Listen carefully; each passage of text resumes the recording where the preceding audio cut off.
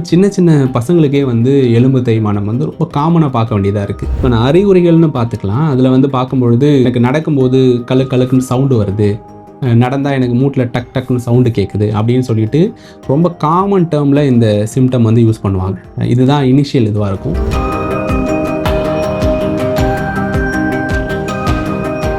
எலும்பு தேய்மானம் எல்லா எலும்புகள்லையும் வரதுக்கு வாய்ப்பு இருக்குது. ஈவன் நம்ம ஜான்னு சொல்லக்கூடிய அந்த வாய் திறந்து மூடும்பொழுது இருக்கக்கூடிய அந்த ஜாயிண்ட்டு, மேண்டபிள் ஜாயிண்ட்டு, அங்கேயும் வரலாம்.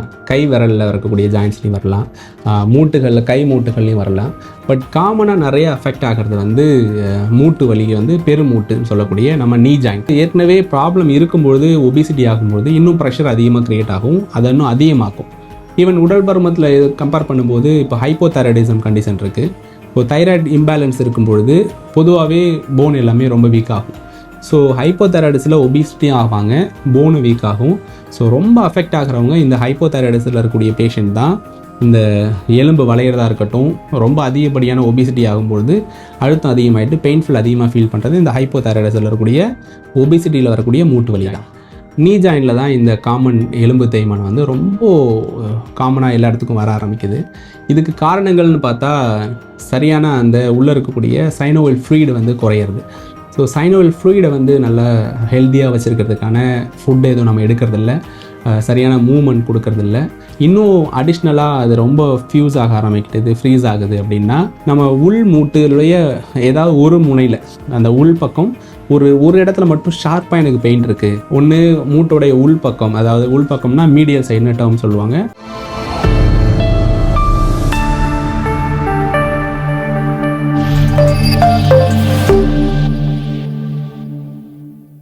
வணக்கம் சார். வணக்கம். எப்படி இருக்கீங்க? நல்லா இருக்கேன்.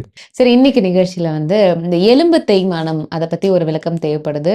குறிப்பா வந்து இந்த எலும்பு தேய்மானம் அப்படின்னா என்ன, இது வயதானா மட்டும்தான் ஏற்படுமா டாக்டர்? எலும்பு தேய்மானம் எல்லா எலும்புகள்லையும் வரதுக்கு வாய்ப்பு இருக்குது. ஈவன் நம்ம ஜான்னு சொல்லக்கூடிய அந்த வாய் திறந்து மூடும்பொழுது இருக்கக்கூடிய அந்த ஜாயிண்ட்டு, மேண்டபிள் ஜாயிண்ட்டு, அங்கேயும் வரலாம். கை விரலில் இருக்கக்கூடிய ஜாயிண்ட்ஸ்லையும் வரலாம். மூட்டுகளில், கை மூட்டுகள்லையும் வரலாம். பட் காமனாக நிறைய அஃபெக்ட் ஆகிறது வந்து மூட்டு வலி வந்து பெருமூட்டுன்னு சொல்லக்கூடிய நம்ம நீ ஜாயிண்ட். நீ ஜாயிண்டில் தான் இந்த காமன் எலும்பு தேய்மானம் வந்து ரொம்ப காமனாக எல்லா இடத்துக்கும் வர ஆரம்பிக்குது. இதுக்கு காரணங்கள்னு பார்த்தா சரியான அந்த உள்ளே இருக்கக்கூடிய சைனோவியல் ஃப்ளூயிட் வந்து குறையிறது. ஸோ சைனோவியல் ஃப்ளூயிடை வந்து நல்லா ஹெல்த்தியாக வச்சுருக்கிறதுக்கான ஃபுட் எதுவும் நம்ம எடுக்கிறதில்ல, சரியான மூவ்மெண்ட் கொடுக்கறதில்ல. ஸோ அதிகப்படியான மூவ்மெண்ட் யூஸ் பண்ணுறது, இந்த ஃபுட் ஹெல்த் இல்லாமல் அதிகப்படியான ஏக்கம் நம்ம யூஸ் பண்ணுறது, இம்ப்ராப்பர் போஸ்சர். இப்போ நம்மளுடைய பாடியோடைய வெயிட் பேரிங் போஸ்சர் ஒன்று இருக்குது. இப்போ அது வந்து குறிப்பாக ஒரு சில பேர் வந்து ஹீல்ஸ் யூஸ் பண்ணுறதுனால அந்த பொசிஷன் மாற ஆரம்பிக்குது. ஸோ அப்போது அதிகப்படியான ஸ்ட்ரெயின் வந்து நம்ம கால் மூட்டுகளில் கிடைக்கிறதுனால ஈஸியாக எலும்பு தேய்மானம் நடக்க ஆரம்பிக்குது. ஸோ இதில் நிறையா வந்து அப்போது ஒரு 70 வயசு 80 வயசுக்கு மேலே அஃபெக்ட் ஆகிட்டு இருந்த அந்த காலம் போயிட்டு இப்போ ஈவன் சின்ன சின்ன பசங்களுக்கே வந்து எலும்பு தேய்மானம் வந்து ரொம்ப காமனாக பார்க்க வேண்டியதாக இருக்குது. இது அதிகமா நம்ம மூட்டுகளை வந்து பயன்படுத்துறதுனால இந்த பிரச்சனையா, இல்ல பயன்படுத்தாம இருக்கிறதுனால இந்த பிரச்சனை வருது? மிதமான லெவலில் நீங்கள் பயன்படுத்தினா மட்டும்தான் அது நல்லா ஆக்டிவாக இருக்கும். இப்போது எலும்புகளுக்கு டைரெக்டாக பிளட் ஃப்ளோ உண்டு. ஸோ அதுக்கு உள்ளே இருக்கக்கூடிய அந்த சைனோவியல் மெம்பரேன் சொல்லக்கூடிய அந்த சைனோவியல் மெம்பரேனுக்கு வந்து பிளட் ஃப்ளோ போகணுன்னா சின்ன சின்ன மூவ்மெண்ட் கொடுக்கும்பொழுது தான் பிளட் ஃப்ளோ ஆக்டிவிட்டி வந்து டெவலப் ஆக ஆரம்பிக்கும். நீங்கள் மூவ்மெண்ட் கொடுக்காம இருந்தாலும் சிக்கல், அதிகப்படியான மூவ்மெண்ட் கொடுத்தாலும் சிக்கல். So daily day to day ஆக்டிவிட்டிக்கு நம்ம மூவ்மெண்ட் கொஞ்சம் கொடுக்க தான் செய்யணும். அதுக்கான நியூட்ரியண்ட்டோட பண்ணிட்டா நமக்கு பிரச்சனை இல்லை. அப்போ வந்து பெருசாக வந்து நமக்கு டேமேஜ் ஆகாமல் இருக்கும். ஓகே. ஸோ ஒருவேளை இப்போ ஒருத்தவங்களுக்கு வந்து தேய்மானம் இருக்கு அப்படின்னா இதற்கு வந்து நம்ம எப்படி ட்ரீட்மெண்ட் கொடுக்கணும், சித்த மருந்துகள் எவ்வளோ தூரம் ஹெல்ப் பண்ணணும்? ஃபஸ்ட்டு நீங்கள் இதுக்கான அறிகுறிகள்னு பார்த்துக்கலாம். அதில் வந்து பார்க்கும்பொழுது எனக்கு நடக்கும்போது கழுக்குன்னு சவுண்டு வருது, நடந்தால் எனக்கு மூட்டில் டக் டக்குன்னு சவுண்டு கேட்குது அப்படின்னு சொல்லிட்டு ரொம்ப காமன் டேர்மில் இந்த சிம்டம் வந்து யூஸ் பண்ணுவாங்க. இதுதான் இனிஷியல் இதுவாக இருக்கும். இன்னும் அடிஷ்னலாக அது ரொம்ப ஃபியூஸ் ஆக ஆரம்பிக்கிட்டது, ஃப்ரீஸ் ஆகுது. அப்படின்னா நம்ம உள் மூட்டுடைய ஏதாவது ஒரு முனையில் அந்த உள் பக்கம் ஒரு இடத்துல மட்டும் ஷார்ப்பாக எனக்கு பெயின் இருக்குது. ஒன்று மூட்டோடைய உள் பக்கம், அதாவது உள் பக்கம்னா மீடியல் சைடுன்னு டேர்ம் சொல்லுவாங்க, அந்த 2 காலுக்கும் நடுவில் இருக்குது. இல்லை வெளி பக்கத்தில் இருக்கக்கூடிய இடத்துல ஒரு ஷார்ப்பாக ஒரு இடத்துல மட்டும் எனக்கு ஒரு பெயின் வருது டாக்டர்னு சொல்லுவாங்க.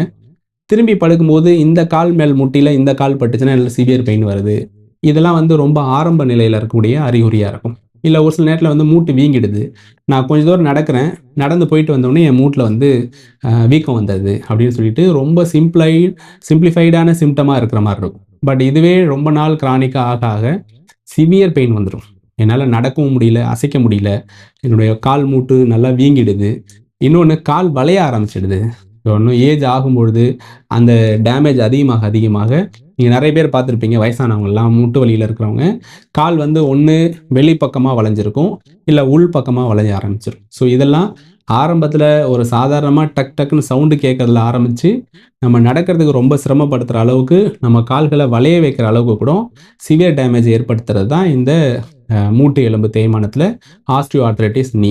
ஓகே. ஸோ உடல் பருமன் அதிகமா இருக்கிறவங்களுக்கு இந்த பிரச்சனை வர வாய்ப்பு இருக்கா டாக்டர்? கண்டிப்பாக வந்து ஏற்கனவே ப்ராப்ளம் இருக்கும்பொழுது, ஒபிசிட்டி ஆகும்பொழுது இன்னும் ப்ரெஷர் அதிகமாக கிரியேட் ஆகும். அதை இன்னும் அதிகமாக்கும். ஈவன் உடல் பருமத்தில் கம்பேர் பண்ணும்போது இப்போ ஹைப்போதைராய்டிசம் கண்டிஷன் இருக்குது. இப்போ தைராய்டு இம்பேலன்ஸ் இருக்கும்பொழுது பொதுவாகவே போன் எல்லாமே ரொம்ப வீக் ஆகும். ஸோ ஹைப்போதைராய்டிஸில் ஒபிசிட்டி ஆவாங்க, போனு வீக் ஆகும். ஸோ ரொம்ப அஃபெக்ட் ஆகிறவங்க இந்த ஹைப்போதைராய்டிஸில் இருக்கக்கூடிய பேஷண்ட் தான். இந்த எலும்பு வளையிறதா இருக்கட்டும், ரொம்ப அதிகப்படியான ஒபிசிட்டி ஆகும்பொழுது அழுத்தம் அதிகமாகிட்டு பெயின்ஃபுல் அதிகமாக ஃபீல் பண்ணுறது இந்த ஹைப்போதைராய்டிஸில் இருக்கக்கூடிய ஒபிசிட்டியில் வரக்கூடிய மூட்டு வலி தான். ஓகே. ஸோ இதுக்கான மருத்துவ முறைகள் அப்படின்னா என்னெல்லாம் இருக்கு டாக்டர்? ஸோ இனிஷியலாகவே நீங்கள் ரூல்ட் அவுட் பண்ணிட்டீங்க, ஆரம்ப நிலையிலேயே ரூல்ட் அவுட் பண்ணிட்டீங்க அப்படின்னா சீக்கிரமாக இதுலேருந்து ரிவர்ஸ் ஆக முடியும். ஈவன் ஒரு 45 இயர்ஸ் 50 இயர்ஸில் கூட ஈஸியாக ரிவர்ஸ் பண்ண முடியும். பட் அபோவ் ஒரு 50 இயர்ஸ் மேலே ரொம்ப இந்த ஜாயிண்ட் ஸ்பேஸ்ன்னு சொல்லுவாங்க, 2 மேல் மூட்டுக்கும் மேல் எலும்புக்கும் கீழே எலும்புக்கும் இருக்கக்கூடிய ஜாயிண்ட் ஸ்பேஸ் கரெக்டான பொசிஷனில் இருக்குது அப்படின்னா நம்ம ஈஸியாக ரிவர்ஸ் பண்ணலாம். ரெண்டும் ஒன்றா ஃபியூஸ் ஆகிடுச்சு, மூமெண்ட் ஸ்பேஸே இல்லை அப்படின்னா ஸோ வெரி டிஃபிகல்ட். வெறும் மருந்து மாத்திரையிலையும் வர்மக்கலையிலையும் அதை ரிவர்ஸ் பண்ணுறது ரொம்ப டிஃபிகல்ட்டாக இருக்குது. பெயினை வேணால் மேனேஜ் பண்ணலாம். எனக்கு பெயின் இல்லாமல் இருக்குது, வீட்டில் சும்மா இருக்கும்போது பெயின் இல்லாமல் இருக்குது, பட் நடக்க ஆரம்பித்தா வலி வந்துடுது அப்படின்னு சொல்லலாம். பட் ஆரம்ப நிலையில் நம்ம அதிகமாக இந்த விஷயத்துக்கு மருந்து சேர்ந்த நெய் மருந்துகள் இதுக்கு வந்து அட்வைஸ் பண்ணுறோம். இப்போது மருந்துகளில் வந்து இப்போ நம்ம தண்ணீர் விட்டானே சொல்லியிருப்பேன், அதில் தண்ணீர் விட்டால் நெய் மருந்தாக சாப்பிடணும். நம்ம உள்ளுக்கு சாப்பிட்றதுல பொடியாக இல்லாமல் நெய்யில் மிக்ஸ் பண்ணி சாப்பிடும்போது, இல்லை தண்ணீர் விட்டால் நெய்யாகவே வருது. ஆரம்ப நிலையில் யூஸ் பண்ணும்போது இந்த சைனோவில் மெம்பரைனும் சைனோவில் ஃப்ளூயிடும் வந்து ரொம்ப ஆரோக்கியமாக இருக்கும். இது பொடியாக பயன்படுத்தாமல் நெய்யாக பயன்படுத்துறதுக்கான காரணம் என்ன? ஸோ அந்த சைனோவில் மெம்பரைனுக்குள்ளே டிரான்ஸ்பரண்ட் ஆகிறதுக்கும் அந்த ஸ்ட்ரென்தன் பண்ணுறதுக்கும், அது ஒரு கொலாஜன் மெட்டீரியல் அது. ஸோ அந்த கொலாஜன் மெட்டீரியல் நம்ம ஸ்ட்ரென்தன் பண்ணுறதுக்காக நெய் ப்ராசஸில் நம்ம எடுக்கிறது. இதை நம்ம மெடிசன் வந்து நெய்யாகவே இருக்குது, நம்ம வெறும் பொடியை நெய்யில் மிக்ஸ் பண்ணுறதில்ல, லேகியம் மாதிரி இருக்கு. லேகியம் மாதிரி நெய் ப்ராசஸாகவே இருக்குது. தண்ணீர் விட்டால் நெய் அப்படின்னு சொல்லவே நமக்கு நிறைய இடத்துல கிடைக்கும். அதை நம்ம இனிஷியல் டிசீஸில் வந்து எடுக்கும்பொழுது சைனோவில் மெம்பரைனுக்கு ஒரு குட் ஃபார் ஹெல்த்தாக இருக்கும். ஸோ அதை இனிஷியலாகவே ப்ரிவென்ட் பண்ண முடியும். இல்லை மெம்பரைன் வந்து ரொம்ப டேமேஜ் ஆகிடுச்சு, ரப்சர் ஆகிடுச்சு அப்படின்னா ஸோ நிறையா அதுக்கு உள் மருந்துகள் சாப்பிட வேண்டியதாக இருக்குது. ஸோ ஈவன் அதில் மினரல் சேர்ந்த மருந்தாக இருக்கட்டும், இல்லை வந்து மெட்டல் சேர்ந்த மருந்தோ, இல்லை இதில் ரொம்ப மினிமம் லெவலில் யூஸ் பண்ண வேண்டியதாக இருக்குது. ஏன்னா அதில் வந்து ஜிங்க் நம்ம டேமேஜ் ஆகுது, கால்சியம் டேமேஜ் ஆகுது. அப்போ மினரல்ஸில் நம்ம வந்து சங்கு நம்ம சேர்த்த மருந்துகள் கொடுக்குறோம், நாகப்பற்பம் சேர்ந்த மருந்துகள், ஜிங்க் சேர்ந்த மருந்துகள் வந்து இதுக்கு கொடுக்க வேண்டியதாக இருக்குது. ஸோ வெறும் ஹெர்பல் மட்டும் இல்லாமல் மினரல் சேர்ந்த மருந்தும் இதுக்கு கொடுத்தா தான் டேமேஜ் ஆனது கொஞ்சம் ரிவர்ஸ் ஆகிறதுக்கும், கொஞ்சம் அது ஸ்ட்ரக்சரல் மறுபடியும் ரீபாண்ட் ஆகிறதுக்கும் யூஸ் பண்ண வேண்டியதாக இருக்குது. இதில் டாக்டர், இன்னைக்கு வந்து இந்த மூட்டு வலிக்கு வந்து நிறைய பேருக்கு வந்து நீ ரீப்ளேஸ்மெண்ட் சர்ஜரி அப்படின்றது ரொம்ப காமனாக பண்ணுறதை நம்மளால பார்க்க முடியுது. இந்த அறுவை சிகிச்சை இல்லாமல் நம்ம இதை சரி செய்ய முடியுமா, இல்லை இந்த அறுவை சிகிச்சை யாருக்கெல்லாம் தேவைப்படும் டாக்டர்? இந்த மூட்டு வலி வந்து அதனுடைய டேமேஜ் ஆன ஸ்ட்ரக்சரை பொறுத்து 4 டைப்பாக பிரிக்கிறாங்க. Type 1, type 2, type 3, type 4. இதில் டைப் 1 இனிஷியலாக வரக்கூடியது, இதை பற்றி நம்ம பேசணும் இப்போது. பட் அந்த டைப் 2, டைப் 3 தான் ரொம்ப சிவியராக நிறைய பேர் அஃபெக்ட் ஆகிருப்பாங்க. ஸோ டைப் 2, டைப் 3 இருந்து கூட நம்ம சித்த மருந்துகளும் வர்மக்கலை கொடுக்கும்பொழுதும் ரிவர்ஸ் ஆகிறத பார்க்குறோம். ஸோ டைப் 4 வந்து கம்ப்ளீட்டாக ஃப்ரீஸ் ஆகிருக்கும். ஸோ ஜாயிண்ட் ஸ்பேஸே இல்லாமல் 2 எலும்பும் ஒன்றோட ஒன்று நல்லா ஃப்ரீஸ் ஆகிடும். ஸோ அந்த நேரத்தில் என்னதான் மருந்து கொடுத்தாலும் பெருசாக கேட்கறதில்ல. ஸோ அந்த மாதிரியான பேஷண்ட்ஸ் வந்து ஒபிசிட்டி இல்லாமல் இருந்தாங்கன்னா நீ ரீப்ளேஸ்மெண்ட் போகிறது பெஸ்ட்டு. இப்போது ஒபிசிட்டியோட நீ ரீப்ளேஸ்மெண்ட் பண்ணுறதுல நிறைய பேர் வந்து மறுபடியும் அகைன் எனக்கு வலி சரியாகலை, எனக்கு வலி வந்து டிஸ்டர்ப்டாக இருக்குது அப்படிங்கிறத நிறைய பேஷண்ட்ஸை பார்க்குறோம். ஸோ டிபெண்ட் அவங்களுடைய கண்டிஷனை பொறுத்து தான். ஸோ ஒரு சில பேஷண்ட் நாங்கள் வந்து ஒல்லியாக இருக்கிற பேஷண்ட் எவ்வளோ 4 டிகிரியில் இருந்தாலும் நாங்கள் வர்மக்கலை கொடுத்து அவங்கள பெயின் இல்லாமல் அவங்க ரொட்டீன் லைஃப் வந்து மேனேஜ் பண்ணுற அளவுக்கு நாங்கள் ரிவர்ஸ் பண்ணி கொடுக்குறோம். பட் அதையும் மீறி ரொம்ப சிவியர் பெயின் அந்த கிரேட் 4ல் இருக்குது அப்படின்னா நாங்களே சஜஸ்ட் பண்ணுறோம். ஸோ ஏஜ் இருக்கும்போதே நீங்கள் வேணால் நீ ரீப்ளேஸ்மெண்ட் பண்ணிக்கோங்க அப்படின்னு சொல்லிட்டு பண்ணுறோம். பட் இன்னும் வந்து இந்த நீ ரீப்ளேஸ்மெண்ட் போகிறதுக்கு முன்னாடி முக்கியமாக வந்து லிகமெண்ட் இன்ஜூரி. இப்போ யாருக்காவது சின்ன வயசில் லிகமெண்ட் இன்ஜூரி ஆயிருக்கும். இப்போ ஏசிஎல்னு சொல்லக்கூடிய crucial ligament, anterior crucial ligament, posterior crucial ligament. இது ஆரம்பத்தில் அவங்க ஏதாவது சின்ன விளையாடும் பொழுதோ இல்லை ஸ்ட்ரெயின் ஆகும்போதோ கிழிஞ்சிருக்கும். அதை அவங்க சரியாக ப்ராப்பராக ட்ரீட்மெண்ட் எடுக்காமல் இருக்கும் பொழுது இயர்லி ஆஸ்ட்ரியார்த்ரைட்டிஸ் டெவலப் ஆகும். ஸோ அவங்களுக்குலாம் இன்னும் ஃபாஸ்ட்டாக வந்து இந்த 4th டிகிரி வந்து டெவலப் ஆகிடும், ஜாயிண்ட் ஸ்பேஸ் குறைஞ்சிரும். அதனால் அவங்க ஆரம்ப நிலையிலேயே அந்த லிகமெண்ட் இன்ஜூரிக்கு சின்ன மைனர் சர்ஜரி மாதிரி அதை அவங்க ரெக்கவரி பண்ணிட்டா அவங்க ரொம்ப சேஃப். அவங்க வந்து இந்த நீ ரீப்ளேஸ்மெண்ட் அளவுக்கு அவங்க போக மாட்டாங்க. பட் ஏஜ் ஆகும்பொழுது வரக்கூடிய 4th டிகிரியில் கண்டிப்பாக நம்ம சர்ஜரியுடைய சப்போர்ட் தேவைப்படுது. இப்போ நிறையா அதை அட்வான்ஸாக கொண்டு வந்துட்டாங்க. இப்போ ஃபஸ்ட்டு மாதிரிலாம் ஃபுல் டோட்டலாக ரீப்ளேஸ்மெண்ட் பண்ணுறதில்ல, சின்ன சின்ன ஆல்ட்ரேஷன், ஆர்த்தோபதிலாம் அது மாதிரி பண்ணுறாங்க. பட் 4th டிகிரியில் போகும்போது சித்த மருத்துவம் பெரிய அளவு கை கொடுக்கறதில்ல. 3rd டிகிரி வரையும் நாங்கள் நிறைய பேஷண்ட்ஸை ரெக்கவரி பண்ணிட்டு இருக்கோம். ஓகே, ஃபைனல் ஆப்ஷனாக தான் வந்து ஃபைனல் சர்ஜரி. ஆப்ஷன் தான் சர்ஜரி போகிற மாதிரி இருக்குது. ஸோ இன்னைக்கு நிகழ்ச்சியில் இந்த மூட்டு வலி, குறிப்பாக எலும்பு தேய்மானத்துக்கு என்ன மாதிரியான மருத்துவ முறைகள் இருக்குது, சித்தா இதை எப்படி அணுகுது அப்படின்றத பற்றி எங்களுக்காக சொன்னீங்க. ரொம்ப நன்றி. நன்றி.